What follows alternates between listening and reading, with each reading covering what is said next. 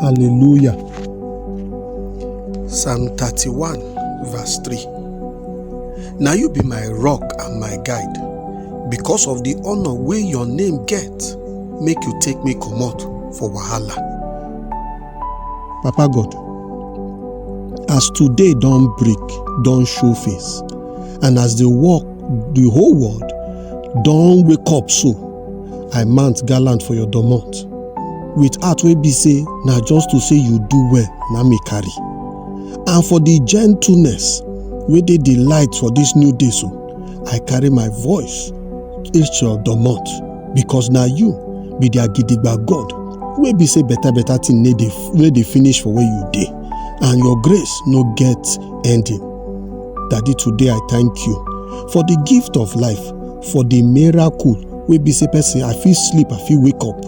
Daddy, today we thank you for the oxygen wey you dey carry fill with lungs, and for the opportunity to witness the beauty of wetin you create once more, because na person wey dey alive na him get something to appreciate.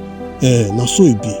As I stand and as we stand for this day so, we come say make your presence make e guide we waka today, make e show us road. Na so e be, Baba God. Grant us, Baba God, the wisdom to know wetin you want make we do, and the courage to follow am without asking too much question.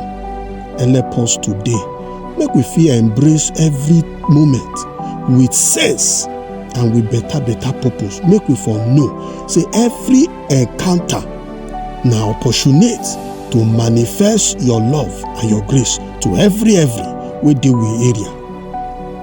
Today, Baba, as we japa on the waka for this day, we trust say you all we worry, all we fear, all the thing wey dey worry or trouble us, you go handle am. Because your peace wey pass everything wey human being fit reason, you go guard we heart, and you go keep us for one gallant position inside Christ Jesus.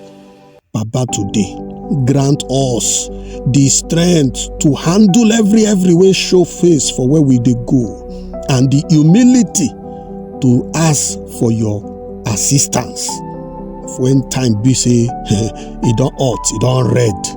Baba God, bless the work of we hand, Lord, and let make it be say the thing go show of your beauty, your better doings, whether na for small act of kindness or na for the pursuit of noble businesses, noble arrangement. And help us make we be say everything we go honor you, na be the only thing we go dey think and the only thing we go dey do. Fill we heart with your spirit, Baba God, and make you let your light make it shine through us. Make it shine wey be say people no go fit ignore us, so that every life wey dey around us go know say you be God for we life, and na you dey handle every and you no dey fail. Daddy, today grant us eye wey go see the need of other people, and a heart wey dey willing to serve with compassion and your grace. And as you dey bless us, so make we fit bless other people. Today, for anyone we know well, wey we pray for, make the person he get a healing. For anyone wey be say dem dey plan us bad, Baba God, make dem no see us, make dem no see we road, make dem no know we address.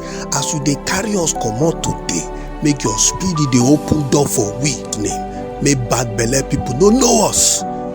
Make the people wey you want to bless us, make them reach we hand. Make the thing wey they get make it reach we hand, so that it go better for we and for all those people wey dey around us too. As we dey waka through this day, make your presence be with compass. Make it dey guide us, make it dey comfort us, and make it dey renew with spirit, so that we no go dull our package. And when the day don finish, make we fit look back say, Daddy God, you do wella, for we body. In Jesus' name we don pray. Amen.